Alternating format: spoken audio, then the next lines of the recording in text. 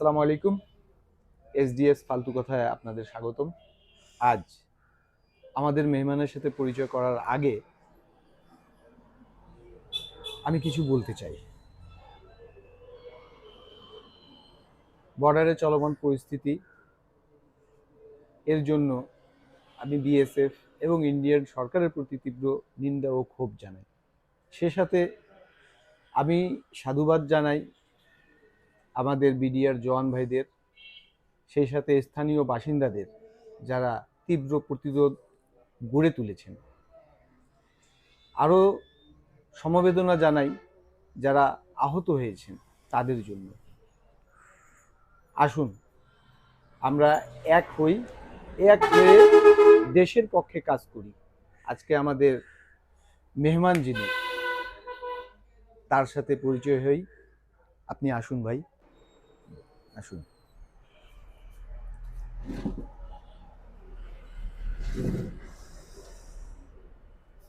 আপনি কেমন আছেন?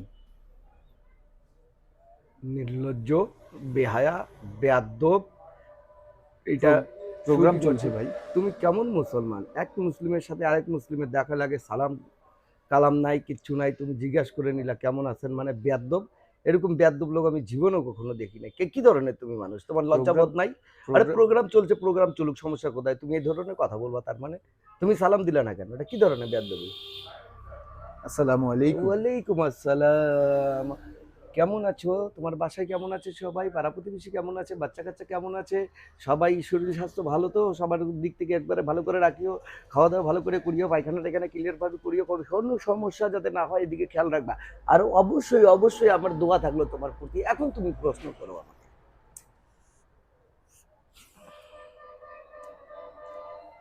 আপনি ভালো আছেন? আলহামদুলিল্লাহ।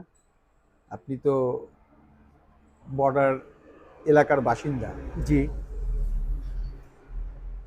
ওখানকার ব্যাপারে কিছু বলুন। আমি অনেক আগে পালায় আসছি, যখন দেখলাম এই যে বিশৃঙ্খলা সৃষ্টি হয়েছে বর্ডারের মধ্যে, বিএসএফ এবং বিডিআরদের মধ্যে, আমি ওখান থেকে পালায় চলে আসছি। আমি ওখানে থাকতে পারি না। এখন আমি বর্তমানে ঢাকায় থাকি। বর্ডার এলাকা তো খুব ভালো, খুব শান্তশিষ্ট না জায়গা এলাকা। শান্তশিষ্ট না, সব সময় ওখানে একবারে ভয় থাকতে লাগে, কোন সময় কি হয়। বিগত দিনের বিষয়ে আপনি জানেন কি জানেন না আমি জানি না, ফেলানিকে মারে দেখছিলেন কি করছিল? কাটা তারের মধ্যে ঝুলে রাখছিল। আমরা সেই বিচার, বাংলাদেশের বিচার হলো না, ভালো কথা, আমরা ইন্ডিয়া পর্যন্ত গেলাম, ইন্ডিয়াটাকে খারিজ করে দিল। এটা কি ধরনের ঘটনা? মানবতার চরম লঙ্ঘন করেছেন আপনারা। ইন্ডিয়া মানবতার চরম লঙ্ঘন করেছে। আমাদের কোনো ধরনের কোনো তারা সহযোগিতা করে নাই, কিছু করে নাই। ফেলানিকে একটা নির্মমের বর্বরতা শেষ, যেখানে ধরেন আপনার একটা ফেলানির মতো মেয়েকে হত্যা করে, একটা জীবন্ত মানুষকে হত্যা করে তারা কাঁটা তারের মধ্যে ঝুলিয়ে রাখছিল। আমি তো, আমার মন চায় যে বর্ডার এলাকায় আমিও যাই। আমি অলরেডি একসময় বিয়ে করার পরে আমার বউকে নিয়ে হানিমুনে গিয়েছিলাম। হ্যাঁ, এখন যদি আপনি হানি আর মুনে যদি যান, আপনাকে মুনে পাঠায় দেবে, আর হানি আপনার বউয়ের সাথে করে নেবে। এই দুইটা মিলাই হচ্ছে হানিমুন। এটা এখন আপনি যদি কি আপনি ধরনের যাইতে কথা চান, বলছেন? আরে ভাই যে অবস্থা বর্ডারের অবস্থার বিষয়ে আমি আপনাকে কি বলবো? বর্ডারের বাজে অবস্থা এখন। যে কোনো সময় ভারত আমাদের দিকে যেভাবে করে আগাচ্ছে এবং যেভাবে করে আপনার প্রতিশোধ নিতে চাচ্ছে, মনে হয় একটা শত্রু, একটা দেশের মধ্যে একটা দেশের যুদ্ধ লাগছে। এই অবস্থা বর্ডারের অবস্থা। বর্ডারের এই ধরনের পরিস্থিতিতে আপনি কিভাবে আপনার পরিবার নিয়ে যাইতে চাচ্ছেন? একবার গেছেন ভালো কথা হানিমুনে, দ্বিতীয়বার যদি যাওয়ার আপনার ইচ্ছা থাকে আপনি কখনো যাইয়েন না। আমার পক্ষে এইটাই হচ্ছে কথা, এর থেকে বেশি আর আমি কিছু বলবো না। তা আর কি খবর? তোমার সংসার ঠিকভাবে চলছে তো?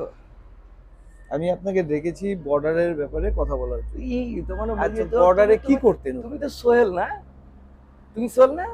হ্যাঁ। খেয়াল পড়ে গেছে আমার, আসলে চশমা পরে আসি নাই তো। তুমি সোহেল? আরে এই কারণে তো আমি বলছি, চেনা চেনা লাগতেছে, তোমার কোথায় যেন দেখেছি। তুমি তো সোহেল, তোমার সাথে আগে থেকে পরিচয় আছে। বলো বাবু, বলো। আমি বলছিলাম বর্ডারে কি করতেন আগের? বর্ডারে আমি আলু চাষ করতাম। আলু চাষ করতেন? জি। আলু তো খুব ভালো জিনিস। হ্যাঁ, আলু খুব ভালো জিনিস, আলু চাষ করতাম।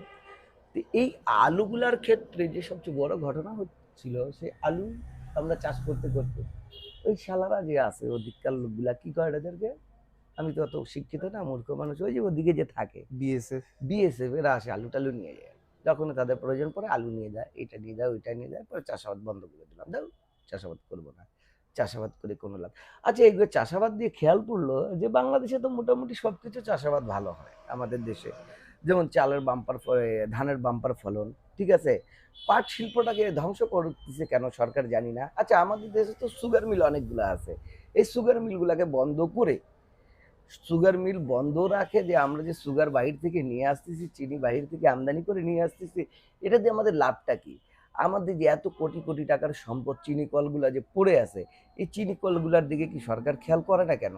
এটা যদি চালু করে কত মানুষের কর্মসংস্থানের ব্যবস্থা হবে, এবং আমাদের রাষ্ট্রের সম্পদ রাষ্ট্রে থাকবে, এটাতে আমাদের অনেক উপকার হবে, এবং আমরা চিনিটা মিনিমাম হচ্ছে 60-65 টাকা কেজি কিনে খাইতে পারবো। আমরা ক্রুড বাহির থেকে কিনে নিয়ে আসতেছি, আমদানি করতেছি, এগুলা কেন করবো? আমরা আমাদের আপনি দেশে তো আমরা আমাদের চিনি কলটা তৈরি করে সুন্দরভাবে আমরা চালু করতে পারি।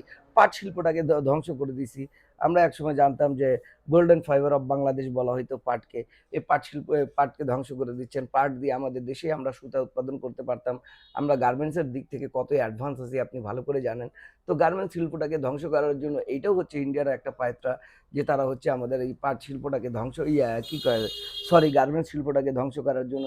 এর আগে রানা প্লাজা, তারপর নানান ধরনের দুর্ঘটনা হয়েছে আমাদের এই যে গার্মেন্টস শিল্প থেকে। গার্মেন্টস শিল্প দিয়ে আমরা অনেক ধরনের বৈদেশিক মুদ্রা অর্জন করি, এবং হচ্ছে সবগুলাই হচ্ছে রপ্তানি করি। তো আপনার সেই হিসাবে আমরা কেন এই জিনিসটা আমরা ইগনোর করতেছি আমি জানি না। এই জিনিসটা আমাদের খেয়াল করে সুন্দর করে যদি আবার আমরা নতুন করে যদি চিনি কল এবং এই যে আপনার হচ্ছে পাটটাকে যদি নতুন করে তৈরি করে এবং সুন্দর করে যদি আবার আবাদ করে আমরা যদি এটাকে চালু করতে পারতাম, তবে আমাদের দেশ মনে হয় খুব সুন্দর এবং সমৃদ্ধশালী একটা দেশের মধ্যে আপনি পরিণত থামেন হতো। তো। কি থামবো কেন? এর মধ্যে আবার আরো অনেক কথা আছে ভাই। এগুলাতে আপনাকে ধরেন আমি আমাদের দেশের লবণ আমরা তৈরি করি। আমাদের দেশে লবণ 40 টাকা কেজি কিনে খাইতে হয়। কেন ভাই? সব লবণ প্যাকেটজাত লবণ হচ্ছে, খোলা লবণ পাওয়া যায় না। গরুকে খাওয়ানোর জন্য প্যাকেট লবণ কিনতে হচ্ছে। এখন প্যাকেট লবণের দাম দেখেন। প্যাকেট লবণের বিষয়ে দেখেন এখন কি হচ্ছে, প্রিমিয়াম সল্ট, তারপর কি হচ্ছে ভেকুয়াম সল্ট। আমাদের প্রিমিয়াম ভেকুয়ামের দরকার নাই তো, আমাদের অরিজিনাল যে লবণ আছে সেই লবণেরই দরকার, এবং সেই লবণের আয়োডিন মাত্রাটা ঠিক রাখে আমাদেরকে এই লবণটা রাখা উচিত। আমরা মনে আছে আপনার, কি জানেন কি জানেন না, ছোটকালে যখন আমরা পান্তা ভাত খাইতাম, পান্তা ভাত খাওয়ার সময় লবণের নিচে যায় দেখা একটা হচ্ছে কিছু মাটি জমে যাইতো, এই মাটিটা যখন ফেলাই দিতাম তখন কি সুন্দর করে। এইবার আসেন আপনি আপনি সুন্দর করে আমার অনুষ্ঠানের মায়ের বাপ করে রেখে দিয়েছেন, রাখেন। মারি আমার কথা শুনেন। এই যে রাইস কুকার বের হয়, আমরা ছোটকালে মার ভাত খাইছি, আপনিও খাইছেন মনে হয়, মনে আছে। স্কুল যখন যাইতেন, স্কুলে থেকে আসার সময় মারের সাথে ভাত খাইতেন, সে মার গেল কই ভাই? সে মারটাকে খাইয়ে ফেলাইলো হচ্ছে রাইস কুকার। রাইস কুকার, এই অত্যাধুনিক জিনিসপত্র বের হচ্ছে ভালো কথা। আমাদের দেশে দেখেন আপনি কুলা, এগুলো আমাদের বাচ্চাদেরকে বা আমাদের নেক্সট প্রজন্ম যারা আসবে, তাদের পরের প্রজন্ম আসবে, কুলা চিনবে না, তারা ঢেকি চিনবে না, তারা হচ্ছে যারা দেখেন আপনি লাঙ্গল চিনবে না, তারা যারা দেখেন হচ্ছে আপনার নৌকা চিনবে না, সবকিছু বিলীন হয়ে যাচ্ছে। তাই এইভাবে যদি আমাদের দেশি জিনিসগুলা, দেশি ঐতিহ্য যদি আমরা হারাইতে বসি, তাহলে আমরা বাঙালি জাতি আমরা কিভাবে নিজেকে পরিচয় দেবো যে আমরা বাঙালি জাতি? শুধু পয়লা বৈশাখ পালন করলে যে বাঙালি জাতি হবে এমন না তো। বৈশাখের সাথে অনেক কিছু জড়িত আছে, এগুলা নিয়ে আমাদেরকে ভাবা উচিত এবং সুন্দর করে জীবনযাপন করা উচিত। বাঙালি ঐতিহ্য ধরে রাখা উচিত। আমরা হচ্ছে শুধুমাত্র কিছু কিছু দিনে মনে হয় আমরা আমাদের শহীদদেরকে মনে করি, যেমন 21শে ফেব্রুয়ারি মানে মাতৃভাষা দিবস, ওই দিন হচ্ছে আমরা শহীদদেরকে স্মরণ করি। তারপর হচ্ছে 16ই ডিসেম্বর, 26শে মার্চ, আহ, এগুলাতে হচ্ছে আমরা খেয়াল করি, আর বাকি দিনগুলোতে তো আমরা খেয়াল করি না ভাই। কেন আমরা ভুলে যাই তাদেরকে? 1971 সালে তারা তাজা রক্ত দিয়ে আমাদেরকে মাতৃভাষা বাংলা তারা উপহার দিয়ে গেছে, তারপর আমরা তাদেরকে ভুলে যাচ্ছি দিন বাই দিন। এগুলো আমরা কেন ভাই? আমাদের স্কুলের অবস্থা দেখেন, হ্যাঁ, শিক্ষা থেকে খেয়াল পড়ে গেল ভাই। সেদিন গেল স্কুল থেকে একটা পিকনিক বাস যাচ্ছে, পিকনিক বাসের অবধি আমরা আমাদের স্বর্গে পরিচ্ছন্ন রাখতে পারি না। কি কারণে দেখেন, ওই যারা পিকনিক বাসের মধ্যে উঠছিল সবাই স্টুডেন্ট, প্রায় 9-10 এর স্টুডেন্ট গুলাই উঠছিল। তার মধ্যে হচ্ছে তাদেরকে নাস্তা দেওয়া হলো, নাস্তার মধ্যে কি ছিল, ডিম ছিল, আর হচ্ছে আপনার পাউরুটি ছিল, একটা করে কলা ছিল। রাস্তার সাইডে ভাই বাস দাঁড়ায় আছে, সেই কলা খায় খায় চোখাগুলো রাস্তার আপনি মধ্যে। আপনার কথা আমার আমাকে কথা শুনুন, আমার গায়ে হাত দিবেন না। আরে ভাই আমার কথা শেষ আপনি করতে দেন, আর কথা শেষ করতে দেন। আপনার কথা রাস্তার মধ্যে কলা খায় খায় রাস্তার মধ্যে চোখা ফেলায় রাখতেছে। তো যাই আমি হেডমাস্টারকে ধরলাম যে ভাই, এই যে যদি আমরা বাংলাদেশটাকে যদি সুন্দর আকারে পরিষ্কার যদি রাষ্ট্র দেখতে চাই, তবে এই ধরনের কেন সিচুয়েশন থাকবে ভাই? আপনার স্টুডেন্টগুলা কলা খায়, টোকাটা বাইরে ফেলাচ্ছে কেন? যে প্যাকেটে নাস্তা দিচ্ছেন সে প্যাকেটে করে নিয়ে যায় ডাস্টবিনে তো ফেলাই দিতে পারতো। তাহলে যদি শিক্ষকরা যদি আমাদেরকে শিক্ষা যদি দিতে না পারে পরিষ্কার পরিচ্ছন্নতা, তাহলে কিভাবে হবে ভাই? এগুলো জিনিসগুলো আপনাদের খেয়াল করতে লাগবে। আর আপনি হচ্ছে আমাকে কথা বলতেই দিচ্ছেন না, কথা থামায় দিচ্ছেন, কথা থামায় দিচ্ছেন। আপনি আমাকে ডাকছেন কেন? আপনার কথা বলার সন্তান জন্য তো কয়টা? আমি কথা বলার জন্য। আমার সন্তান 8টা। 8টা সন্তানকে কি আপনি শিক্ষা দিছেন? 100% শিক্ষা দিছি, তাদেরকে উচ্চ শিক্ষিত করছি। আপনার সন্তানেরই তো কলার চোষা রাস্তায় ফেলছে। না, আমার সন্তান সেই স্কুলে পড়ে না, যে স্কুলে কলার টোকা রাস্তায় ফেলে। ওই স্কুলে আমার সন্তান পড়ে না। সে কেমন ধরনের স্কুলের এটা পরিবেশ, তার হেডমাস্টার কেমন, বা তাদের ভাইস প্রিন্সিপাল কেমন, তাদের স্কুল টিচার কেমন, তারা যদি শিক্ষাটা দিত আজকে তারা কিন্তু রাস্তাঘাটে এরকম করে আমি নোংরা করতে পারতো না। আমরা ড্রেনেজ ব্যবস্থার কথা বলি, ড্রেন আমরা পরিষ্কার পরিচ্ছন্ন, সরকার বিশাল বড় বড় ড্রেন বানায় রাখছে। আমরা কি করি, আবর্জনাটা হচ্ছে ডাস্টবিনে না ফেলাই নিজে ফেলাই দিচ্ছি হচ্ছে আপনার হচ্ছে কি কয় ড্রেনের মধ্যে। তো ড্রেন জাম লাগতেছে। ড্রেন জাম লাগলে কি হবে? নাম্বার 2 হচ্ছে আপনার কি কয় হচ্ছে ড্রেনের পানি নিষ্কাশনের ব্যবস্থা হবে না। বন্যা যখন হবে, বৃষ্টি যখন আসবে, ওখানে দেখা যাবে আমাদের জলাশয়ের মধ্যে থাকতে লাগতেছে। জলাশয়ে যখন থাকবেন তখন মশা ডিম পারবে। যখন মশা ডিম পারবে, মশা থেকে আপনার ডেঙ্গু ছড়াবে। ডেঙ্গু ছড়ালে মানুষের অসুখ বাড়বে। অসুখ বাড়লে মানুষ হচ্ছে হাসপাতালে যাবে। হাসপাতালে যাওয়ার পর দেখবেন হাসপাতালে বেড নাই, বেড মাটিতে ঘুমায় আছে মশারি টাঙ্গায়। এখন যারা মশারি পায় নাই তারা এইভাবে আছে। ওই ডেঙ্গু মশা কামড় দিয়ে আরেকটা মানুষকে যখন যায় কামড় দিচ্ছে, সুস্থ মানুষকে, তারও ডেঙ্গু ধরে যাচ্ছে। সে হাসপাতালে গেছে একটা রোগী দেখতে, সে নিজে রোগী হয়ে যাচ্ছে। এই জিনিসগুলো যদি আমরা খেয়াল করতাম তবে আমাদের জন্য খুব ভালো হইতো। নাম্বার 2, কথা শেষ করতে দেন ভাই, আপনি কথার মধ্যে সাইকেল চালাবেন না, কথা বলতে দিচ্ছেন না কেন? ভারত আমাদেরকে প্রতিবার এরকম শুকনা মৌসুমে, আমাদের নদীমাতৃক দেশ, আমাদের নদী শুকনো হয়ে থাকে, অথচ হচ্ছে ভরা মৌসুমে হচ্ছে পানি দিয়ে একবার আমাদেরকে বন্যা করে ছাড়া দেয়। আমাদের ছোট ছোট যেগুলা এই নিচু এলাকা আছে সেই শহরগুলোকে প্লাবিত করে দিচ্ছে। ইভেন এমন আপনি দেখছেন সিলেট, রংপুর, এ ধরনের অনেক জায়গা আছে যে জায়গাগুলো পানিতে প্লাবিত হয়ে গেছিল। তো এরকম শহর ভিত্তিক যদি বন্যা হয়, তাহলে এই যে আপনার হচ্ছে যে আমরা যে পানির যে ন্যায্য হিস্সা চাইতে যাব কেন? আমার পানি আমি নিচ্ছি, আমি হিস্সা চাবো কেন? তারা সুইচ গেট বানায় রাখছে, ফারাক্কাবাদ বানায় রাখছে। তারা যদি হচ্ছে বন্যার সময় পানি দেয় এবং শুকনো মৌসুমে পানি না দেয়, তাহলে সেই ফারাক্কাবাদের লাভ কি আমাদের? আপনি উত্তর দেন। দর্শক, আমরা বর্ডার পরিস্থিতির উপর কথা বলার জন্য একজন মেহমানকে ডেকেছিলাম। আমার যতটুকু জানা যে উনার আদি নিবাস বর্ডার কেন্দ্রিক, বর্ডার এলাকা উনার নিবাস ছিল। আমি জানতাম ওখানকার অবস্থা সম্পর্কে উনি অনেক ভালো ভালো অবগত। উনাকে ডাকছি বর্ডার পরিস্থিতির উপর আলোচনা করার জন্য। উনি দেশের পরিস্থিতি এবং অর্থনৈতিক পরিস্থিতির উপর অনেক অভিজ্ঞ মনে হয়, তা জানি না। একটা ব্রেকের পরে দেখি বর্ডারের ব্যাপারে উনার প্যাট থেকে কিছু বের করা যায় কিনা। আপনাদের স্বাগতম, আসুন ভাই।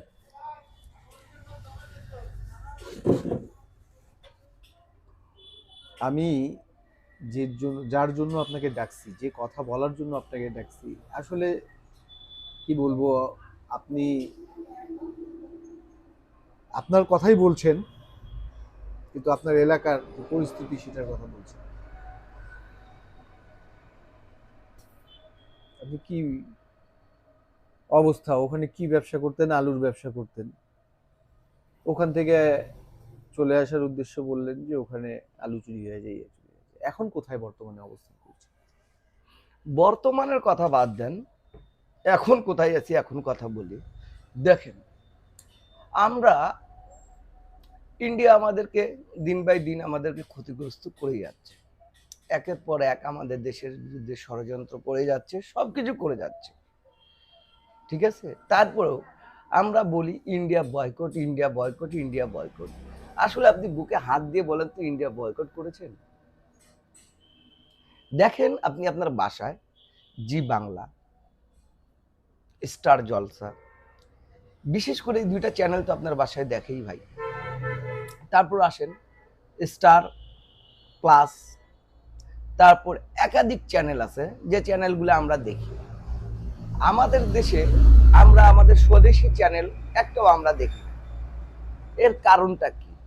এর কারণটাই একটাই বলতে চাচ্ছি, সেটা হচ্ছে আমাদের মাথার মধ্যে তারা এমন ভাবে এইটা প্রবেশ করায় দিছে যেটা না দেখলে আমাদের চলবেই না। এমনও হয়ে যাচ্ছে